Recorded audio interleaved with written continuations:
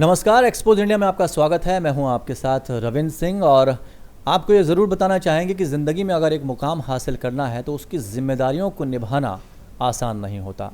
हमारे साथ एक हस्ती मौजूद है जो अपनी मेहनत के बल पर ज़मीन से आज तक जुड़ी हुई है, जब से उन्हें अपना मुकाम हासिल हुआ है और आज भी लोगों के लिए वो सोच रहे हैं आगे उनको अपने इलाके के लिए क्या क्या करना है। और जब से वो सांसद बने हैं तब से किस तरह के उन्होंने काम किए हैं, जनता का प्यार उन्हें कितना मिला है, ये हम जानते हैं। मुकेश राजपूत हम फ़र्रुखाबाद से सांसद हमारे साथ जुड़े हुए हैं बीजेपी से।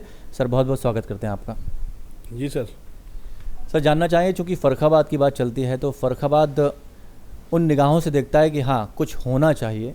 आपको लगता है कि सांसद बनने के बाद से फ़र्रुखाबाद का कितना विकास हुआ है और क्या आने वाले वक्त में जनता जब आपको देखेगी तो उसके चेहरे पर खुशी नज़र आएगी? देखिए, बिल्कुल सही बात है। हम लोग जब सांसद बने थे तो बड़े अरमान के साथ बने थे कि मैं जाऊंगा और पहली बार सदन में प्रवेश करूंगा और प्रवेश करने के बाद जैसे ही बाद में सबसे पहले अपने क्षेत्र के लिए विकास की बात रखूंगा। आपने चाहे हमारा शून्य आवर हो, चाहे 377 हो या क्वेश्चंस आवर हो, इन सब में हमने फ़र्रुखाबाद के विकास की बात रखी है।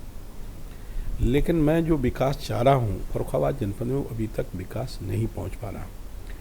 यहाँ मैं जिस भी मंत्रालय में जाता हूँ, मंत्रालय में देते हैं वो कहते हैं स्टेट गवर्नमेंट का मामला, स्टेट गवर्नमेंट के माध्यम से इसका प्रपोजल भेजो। मैं स्टेट गवर्नमेंट में यहाँ से प्रपोजल भिजवाता हूँ, लेकिन वो स्टेट गवर्नमेंट से प्रपोजल स्वीकृत होकर भारत सरकार को नहीं आते।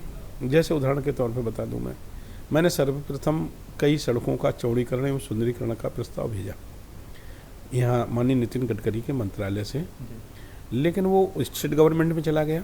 स्टेट गवर्नमेंट से आज तक भारत सरकार के पास वो पैसा के लिए वो एस्टीमेट बन के नहीं आया। ये इसका एस्टीमेट बना है, इस पर इतना पैसा भेजा जाए जिससे यहाँ काम करा दिया जाए। वो आज तक एस्टीमेट का बन के भारत सरकार नहीं आया तो वहाँ हमें पैसा नहीं मिला। मैं जब भी बात कहता हूँ तो वो ये कहते हैं कि भारत सरकार स्टेट गवर्नमेंट से आप प्रस्ताव भेजो, क्योंकि भारत सरकार की कोई एजेंसी किसी भी सड़क का एस्टीमेट नहीं बनाने जाएगी। नंबर एक बात। दूसरा, इसी तरह से हमने अभी 6 महीना पहले भारत सरकार से 4 फ्लाईओवर, 4 अंडरपास स्वीकृत कराए। मैं कल ही मंत्रालय गया, मंत्री जी से मैंने बात करी, मेरे यहाँ चलिए साहब उसका ओपनिंग करिए। उन्होंने कहा कि अभी उस स्टेट गवर्नमेंट से अभी उसका सर्टिफिकेट नहीं आया, नो ऑब्जेक्शन सर्टिफिकेट आता है और उसके लिए वो सहमत देंगे, क्योंकि जहाँ भारत सरकार की ज़मीन है रेलवे, उतना पोर्शन तो वो ही बनाएंगे। शेष जो सड़क पर बननी होगी, जो ओवरब्रिज बनेंगे, तो शेष रेलवे क्लास के रेलवे लाइन के बाहर की जो पोजीशन होगी वहाँ पर राज्य सरकार कहाँ पर दुकानें हटेंगी, मकानें हटेंगी, ज़मीन कैसे मिलेगी, ये स्टेट गवर्नमेंट करेगी। तो उसका अभी तक स्टेट गवर्नमेंट से कोई भी यस या नो नहीं आया। जब तक वहाँ आप प्रयास करिए कि वो जल्दी से उसको अपनी अप्रूवल दें, अपनी स्वीकृत दें, तो मैं वहाँ पर ओपनिंग करने चलूँ। ये बड़ी विडम्बना है, क्योंकि फ़र्रुखाबाद में हर कई जनपद मैंने देखो उत्तर प्रदेश में जहाँ फ्लाईओवर हैं, माननीय मैं रेल मंत्री को बहुत धन्यवाद देता हूँ जिन्होंने हमारे जनपद में 4-4 फ्लाईओवर दिए, लेकिन अभी भी कोई भी काम किसी पर नहीं चालू हो पाया। ट्रेनों को लेकर बड़ा दिक्कतें रहती हैं फ़र्रुखाबाद के लोगों को, आवागमन उनका दिल्ली से सीधा नहीं जुड़ पा रहा है और लंबी जद्दोजहद के बाद भी आज तक वो बातें पूरी नहीं हो पाई जो अभी तक जिसके लिए जनता सोचती रही है फ़र्रुखाबाद के। नहीं, माननीय रेल मंत्री के संज्ञान में है। एक मैंने नई ट्रेन मांगी है कि फ़र्रुखाबाद से एक कालिंदी ट्रेन तो चली रही है, मैं चाहता हूँ कि वो कालिंदी ट्रेन के बाद में एक ट्रेन और सीधी फ़र्रुखाबाद से मैनपुरी, टूंडला, आगरा, मथुरा और मथुरा से हज़रत निजामुद्दीनपुर तक एक नई ट्रेन चले, जिससे रोज़ अपने जो भी व्यापार से जुड़े हुए लोग वो भी, या धार्मिक स्थल भी इससे सब जुड़ रहे हैं। आप देखिए, फ़र्रुखाबाद से चलेंगे तो मैनपुरी जो हमारा नीम करोड़ी वो वाला वही जुड़ जाएगा, संखसा भी जुड़ जाएगा इससे। फिर आगे हम चलते हैं मथुरा आगरा मथुरा दोनों जगह हमारा जुड़ जाएंगे, पर्यटन के दृष्टिकोण से भी, धार्मिक स्थल से भी। फिर हज़रत निजामुद्दीनपुर तक, तो यहाँ पर भी कई हमारे मुसलमान भाई वहाँ पर भी आते जाते हैं, मन्नत मांगते हैं। तो इसलिए ये सब पूरा एक लाइन हमने कहा है, ये विचाराधीन है। क्या लगता है, जब से आप सांसद बने हैं, वो कौन से काम हैं जो मुकेश राजपूत ने अभी तक कराए हैं, जिसके लिए जब आने वाले वक्त में आप जनता के बीच में जाएंगे तो आप ये कहेंगे हमने ये कराया है और जनता इसके लिए आपको शाबाशी दी? देखिए, मैंने जो सांसद एक हो सकता है, जो कर सकता है, वो उसमें कोई कसर नहीं बाकी रखी, और जो मैं काम कराया उस काम से मैं स्वयं संतुष्ट नहीं हूँ। मैं चाहता हूँ कि फर्रुखाबाद जनपद में इतना विकास कार्य हो जितना 70 सालों में नहीं हुआ। हाँ, अन्य सांसदों की तुलना में मैं ये अपनी पीठी थपथपा सकता हूँ, उनने कुछ नहीं कराया, मैंने इतना तो करा दिया। ये क्षेत्र की जनता के साथ बेईमानी होगी, मेरी तरफ से वो न्याय नहीं होगा। मैं चाहता हूँ कि फर्रुखाबाद में जो हम लोगों ने विकास की कल्पना की है, जो मैंने अपनी नज़र में विकास देखा है, वो अभी नहीं मैं करा पा रहा हूँ। इसका मुझे अफसोस है, और इसके लिए जितना समय बीत रहा उतनी मुझ में बेचैनी भी है कि मैं ये काम कैसे करा पाऊँ, और मैं प्रयासरत हूँ बराबर। जो मैं सोची कल्पना की वो काम जरूर कराऊंगा।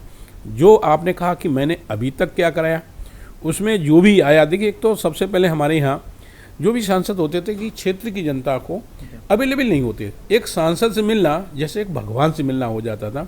हम लोग हर हमारा सदन भी चलता है, सदन में तो मैं यहाँ रहता हूँ, और यहाँ भी ऐसे ही नहीं रहता हूँ। सवेरे से लेकर 10 बजे, 11 बजे, 12 बजे तक जो भी क्षेत्र की समस्याएं, उन समस्याओं के सॉल्व कराने के लिए प्रयत्नशील रहता हूँ। दूसरा, जब यहाँ से शनिवार शुक्रवार को जैसे ही छुट्टी होती है तो शनिवार सुबह में फर्रुखाबाद पहुँचा, शनिवार इतवार को भी मैं आ रहता हूँ, और जब सदन नहीं होता है तो सब तो परमानेंट ही वहाँ रहता हूँ।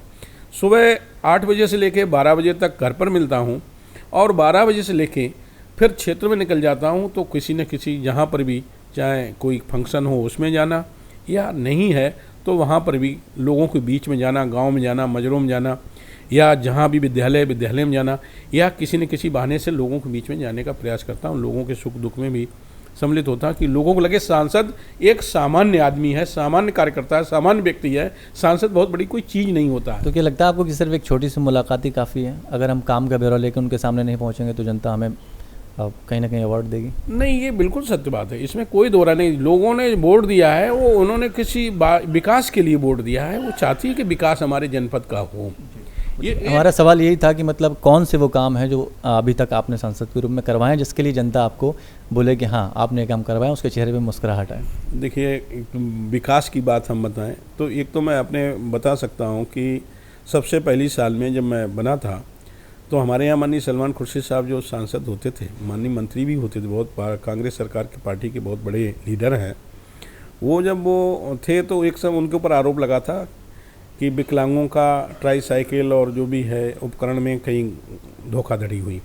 मैंने उस चीज़ को निजात दिलाने के लिए माननीय थावरचंद गहलोत, हमारे जो मंत्री हैं, उनके माध्यम से एक बहुत बड़ा सर्वे करा के लगभग 2000 जिस तरह से जो हमारे विकलांग हैं उन लोगों को ट्राईसाइकिल है, बैसाखी है, और कान की मशीन है, और भी कई मूवमेंट वाली जो बिल्कुल आँख से अंधे हैं उन्हें वाइब्रेशन वाली छड़ी है, लैपटॉप है, कई ऐसे उपकरण उन्हें 2000 लगभग लोगों को बड़ा सा मेला करा के, जो मेरी नज़र में हिंदुस्तान का सबसे बड़ा मेला था, जो उन लोगों को कराने का हमने प्रयास किया। दूसरा मैं बता दूं, एक तो हमारे यहाँ आलू बहुत ज़्यादा होता, पिछली बार आलू की स्थिति बड़ी ख़राब थी, उस पर जो एक्सपोर्ट रुका हुआ था, एक्सपोर्ट खुलवाने का, और एक्सपोर्ट जो मिनिमम एक्सपोर्ट ड्यूटी लगती थी वो भी ख़त्म कराने का हम लोगों ने प्रयास किया है। दूसरा, प्रधानमंत्री सड़क योजना के माध्यम से हम लोगों ने उस क्षेत्र में लगभग 60-65 किलोमीटर सड़कें बनवाई थी, और 65-70 किलोमीटर अभी भी सड़कें प्रपोजल हैं इस सत्र में, वो अब जाएंगी, बनेंगी। इसी तरह से हमारे यहाँ जो कंपिल क्षेत्र पड़ता है उसके लिए भी 4,85 लाख रुपए यहाँ से भारत सरकार से अब मुक्त कराया, जिसका कंपिल क्षेत्र में विकास हुआ। इसका कोई टारगेट लेके चलें, कब तक ये पूरा हो जाना चाहिए या कब तक ये पूरा हो जाएगा? नहीं, ये तो चले गए। भारत सरकार से 4 फ्लाईओवर फर्रुखाबाद से लेके टूंडला तक विद्युतीकरण, और कानपुर कल्याणपुर से लेके मथुरा कासगंज तक विद्युतीकरण, ये दोनों काम सेक्शन, और 4 फ्लाईओवर और 5 अंडरपास पास कराए हैं। ये लगभग 600 करोड़ रुपए का काम है। हमारा काम है कि हम अपने क्षेत्र के जो भी प्रपोजल हैं वो भारत सरकार को हमें यहाँ मंत्रालय में देना है, यहाँ सदन में बताना है अपने कॉन्स्टिट्यूंसी की जो भी समस्याएं हैं, यहाँ काम सरकार को करना है यहाँ, और वो सरकार, यहाँ की भारत सरकार बगैर स्टेट गवर्नमेंट के सहयोग से वो काम नहीं करा सकती है। ये हम आप सब जानते हैं। मुझे लगता है 2017 के बाद में जब भारतीय जनता पार्टी की सरकार आएगी तो उस काम को बहुत गति मिलेगी, बहुत तेज़ी से वो काम होंगे। चलिए, आप चूँकि 2017 की बात कर रहे हैं, आप यहाँ आने वाले वक्त में चूँकि विधानसभा चुनाव को लेकर हर पार्टी ने लगभग तैयारी शुरू कर दी है, लेकिन क्या लगता है कि बीजेपी अभी सीएम पद के लिए कोई चेहरा चुन पाई है, या वो कौन सा चेहरा होगा सीएम पद के लिए जो बीजेपी उतारेगी? ये तो सीएम का कौन चेहरा होगा, ये हमारे पार्टी के बड़े जो लीडर हैं वही तय करेंगे। हम से छोटा कार्य तय करना तो उनके ऊपर है, लेकिन कम से कम ये उम्मीद की जा सकती है कि ये चेहरे हो सकते हैं। नहीं, इसमें हमारी अपनी कोई मैं बात कह ही नहीं सकता हूँ, क्योंकि मैं छोटा कार्यकर्ता हूँ। ये पार्टी के राष्ट्रीय अध्यक्ष का मामला है, प्रदेश अध्यक्ष का मामला है और देश के प्रधानमंत्री का है, वो जिसके ये। चलिए, उत्तर प्रदेश में मुद्दे अभी तय नहीं कर पा रही है कि किस मुद्दे पर जो है हम जनता के बीच में जाएंगे सरकार, मंदिर मुद्दा होगा या फिर विकास का मुद्दा? देखिए, मुख्य रूप से बताता हूँ, भारतीय जनता पार्टी कभी भी मंदिर मुद्दे से पीछे नहीं हटी है, और ये मंदिर मुद्दा भारतीय जनता पार्टी की नहीं, इस देश के करोड़ों लोगों की आस्था का प्रश्न है। वो चाहते हैं कि मंदिर का निर्माण हो। ये भारतीय जनता पार्टी का अपना इसमें वो नहीं है, ये सभी का है। हम आज भारतीय जनता पार्टी में ना होते तो, या जो लोग भारतीय जनता पार्टी में नहीं हैं उनसे भी दिल पर हाथ धर के पूछो कि वो चाहेंगे कि मंदिर ना बने यहाँ, जहाँ राम का जन्म हुआ है और जहाँ राम बैठे हुए हैं, त्रिपाल में बैठे हुए हैं, वहाँ भव्य मंदिर ना बने। ये कांग्रेस के भी लोग चाहते हैं, लेकिन ये है कि राजनीति पॉलिटिक्स करनी है, उस पॉलिटिक्स के दायरे में आके वो ये चीज़ कह नहीं सकते। इसी तरह ये नहीं है कि हमारा एजेंडा जो है, देखिए माननीय नरेंद्र मोदी जब से प्रधानमंत्री बने हैं तब से मैं जानता हूँ कि ये सबसे ज़्यादा उनका काम है कि लोगों की, गरीबों की कैसे ज़्यादा मदद की जाए, गरीबी कैसे दूर की जाए, और हर जहाँ विकास मैं करना चाहता हूँ वहाँ विकास नहीं हुआ है। ये विकास का मुद्दा लेके हम लोग, और सुशासन की बात को लेके, भ्रष्टाचार की बात को लेके हम लोगों के पास यही मुद्दे रहेंगे। देखिए, ना भ्रष्टाचार, ना गुंडागर्दी, और अच्छा शासन भारतीय जनता पार्टी दे सकती है, क्योंकि कई राज्यों में भारतीय जनता पार्टी की सरकार है। चाहे आप देख लीजिए मध्य प्रदेश देख लीजिए, चाहे आप गुजरात देख लीजिए, चाहे राजस्थान देख लीजिए, चाहे जहाँ जहाँ भारतीय जनता पार्टी की सरकारें हैं वहाँ बराबर कंटिन्यू सरकारें दोबारा रिपीट होके आ जाती हैं। उत्तर प्रदेश में सरकार जो भी बनती है, चाहे बहन जी की सरकार बनी हो, चाहे अखिलेश जी की सरकार बनी हो, वो 6 महीना में ही फेल हो जाती है। लोग उस सरकार से 6 महीना मूव जाते हैं। लेकिन बीएसपी का ये भी कहना है कि बीजेपी ने धोखा भी दिया था उसे। नहीं, बीजेपी ने कभी भी बहुजन समाजवादी पार्टी को धोखा नहीं दिया। बहन जी जब मुख्यमंत्री बनी हैं वो भारतीय जनता पार्टी के सहयोग से बनी है, आशीर्वाद से बनी है, और वो इस बात को कहती हैं तो मेरी नज़र में गलत कहती हैं। तो आगे आने वाले समय में बीएसपी में हाथ रहेगा बीजेपी का, या अकेले दम पे? नहीं, भारतीय जनता पार्टी, ये तो देखिए, फिर मैं कहता हूँ, मैं तो छोटा सा कार्यकर्ता है, वो बात मैंने कहा कि मेरा अपना असेसमेंट है, और लोगों ने भी देखा बहन जी कभी मुख्यमंत्री नहीं बन सकती थी। बहन जी को मुख्यमंत्री बनाने वाले भारतीय जनता पार्टी के वरिष्ठ हमारे नेता हैं। आगे क्या करना है ये हमारे वरिष्ठ नेता तय करेंगे, हम लोग तय नहीं करेंगे। हम लोग तो एक छोटे से कार्यकर्ता हैं और अपने जनपद स्तर तक रहना चाहते हैं, और पार्टी आज जैसा आदेश करेंगे उसका फिर हम पालन करेंगे। राज्य सरकार को लेकर आप बड़ा नाराज़गी अपनी जाहिर कर रहे हैं, क्या लगता है कि राज्य सरकार ने सिर्फ काम को रोका है या कुछ काम किए भी हैं? ये देखिए, हमारे फर्रुखाबाद जनपद में तो विशेष रूप से फर्रुखाबाद हमारे संसदीय क्षेत्र में, क्योंकि फर्रुखाबाद कन्नौज उनके पास में है, मैनपुरी उनके पास में है, बदायूं उनके पास में है, और 3 कॉन्स्टिट्यूंसी बराबर हैं, तो वो चाहते फर्रुखाबाद भी मेरे पास रही है, तो इसलिए चाहते फर्रुखाबाद चली गई। तो हमारे ऊपर तो विशेष करके कन्नौज में काम हो जाएगा, कन्नौज में लाइट आएगी, लेकिन फर्रुखाबाद में नहीं आएगी। आपके चले जाए मैनपुरी में लाइट आएगी, वहाँ विकास हो सकता है, लेकिन फर्रुखाबाद में नहीं हो सकता है। बदायूं में सब कुछ हो सकता है, लेकिन फर्रुखाबाद का कोई प्रपोजल नहीं वो चाहते हैं। वो चाहते हैं फर्रुखाबाद में जितने ही सांसद की किरकिरी होगी उतने आगे हमारी पोजीशन अच्छी होगी। मुझे लगता है इससे नहीं, विकास है, चाहे वो समाजवादी, वो तो पैसा, ये भारत सरकार तो बराबर पैसा दे रही है, तुम उस पैसे का सही मायने में सदुपयोग नहीं कर रहे हो, उस पैसे को लेके विकास नहीं कर रहे हो, वो स्टेट में गवर्नमेंट आपकी है, ये जनता भी तो जानती है। भारत सरकार के पास PWD मंत्रालय नहीं है, भारत सरकार के पास में जल निगम नहीं है, भारत सरकार के पास में RES विभाग नहीं है, बेसिक शिक्षा नहीं, ये सब जो मंत्रालय हैं, वो विभाग हैं, वो वहाँ की स्टेट गवर्नमेंट के हाथ में। और ये काम वहाँ जल निगम, हैंडपम्प लगना है तो जल निगम लगाता है, या UP एग्रो लगाता है, ये इसका कौन अधिकारी है? वहाँ DM किनके उसमें रहते हैं, वहाँ CDO किनके उसमें रहता है, और वहाँ के एक्शियन और अधिकारी जो किनके उसमें रहते हैं, वो उनके आदेश का पालन करते हैं। हम लोगों के उत्तर प्रदेश के हम सांसद हुए, हम लोग तो कई बार उनसे निवेदन कर सकते हैं कि साहब जनहित में ये काम हो, इसका प्रपोजल बने। हमारे भी निवेदन के अनुरोध को या आग्रह को हमारे भी ठुकरा देते हैं। इसकी बात मैं वो भारत सरकार में रखता हूँ। सीएम साहब, सीएम अखिलेश ये कहते हैं कि हमने अपने मैनिफेस्टो में जो भी वादे किए थे उत्तर प्रदेश से वो पूरे किए हैं, और आपको लगता है कि वो सारे वादे पूरे हुए हैं?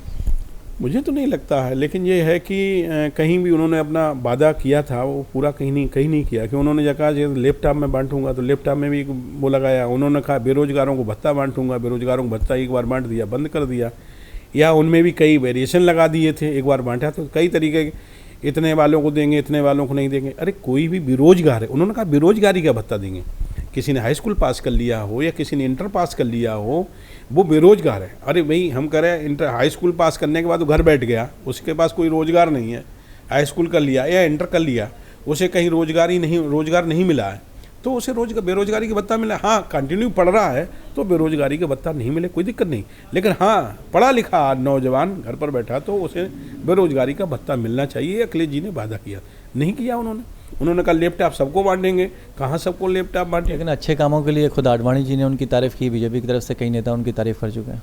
अब वो जानते हैं, वो उत्तर प्रदेश में मेरी नज़र में इतना जितना हम लोग वहाँ से वाकिफ़ हैं कि जैसे हम तो एक बात कह सकते हैं, कब्र का हाल मुर्दा ही जानता है। हम उत्तर प्रदेश में रहते हैं तो उसका भली बात हम ही लोग जान सकते हैं।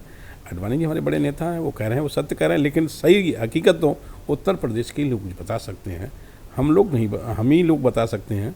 बड़े नेता जो कह रहे हैं उनकी बात में भी सत्यता हो सकती। किसी जनपद को लेकर वो कहीं गए, घूमने गए होंगे, उन्होंने देखा होगा, कोई ठीक लगा होगा। लेकिन मेरे जो क्षेत्र में है वो स्थिति बड़ी खराब, दयनीय है। ना विकास हुआ है, विकास हुआ है तो समाजवादी पार्टी के परिवार का हुआ। चाहे वो शिवपाल सिंह जी हों, चाहे राम गोपाल जी हों, चाहे वो माननीय मुलायम सिंह जी हों, चाहे डिम्पल यादव, सभी देख रहे हैं। सभी उनके घर में 17 जन 18 लोग, कोई सांसद है, कोई विधायक है, कोई मंत्री है, कोई चेयरमैन है, कोई ब्लॉक प्रमुख है। 17-18 हमारे यहाँ में इतना तो छोटे मोटे स्टेट में इतने लोग तो होते भी नहीं होंगे। एक और आवाज़ भी यहाँ पर उठी थी, चूँकि आपने परिवार की बात की है, कि अगर कोई दूसरी पार्टी में है, चाहे भले ही क्रिमिनल क्यों ना हो या उनके दामन पे कोई दाग ना हो, बीजेपी में जैसे आता है हृदय परिवर्तन हो जाता है, साफ हो जाता है। कुशवाहा साहब की अगर हम बात करें, अब मौर्य साहब भी इधर आ गए हैं, तो क्या लगता है बहुत सारे ऐसे चेहरे भी हैं जो बीएसपी से अगर बीजेपी में आ गए हैं तो कहा कि उनका उद्धार हो गया। इस तरह की बातें क्यों की जाती हैं? नहीं, इसके बारे में हम लोग कुछ नहीं कह सकते, लेकिन भारतीय जनता पार्टी में ये तो मान के चलिएगा कि बहुत अच्छे लोग, नीट एंड क्लीन लोग हैं। कहीं अपराधी प्रवृत्ति के लोगों को हम लोग बहुत ज़्यादा पार्टी में नहीं लेते। नहीं, भारतीय जनता पार्टी अपराधियों को बहुत ज़्यादा संरक्षण देने का काम नहीं करती। इनके यहाँ तो समाजवादी पार्टी हो या बहुजन समाजवादी पार्टी हो, वहाँ बड़ा लीडर वही होगा जिस पर सर्वाधिक मुकदमे होंगे। जैसे हमारे यहाँ रामेश्वर सिंह यादव, उन पर 100 मुकदमे हैं। मैंने एक बार लिस्ट देखी थी, 100 मुकदमे हैं।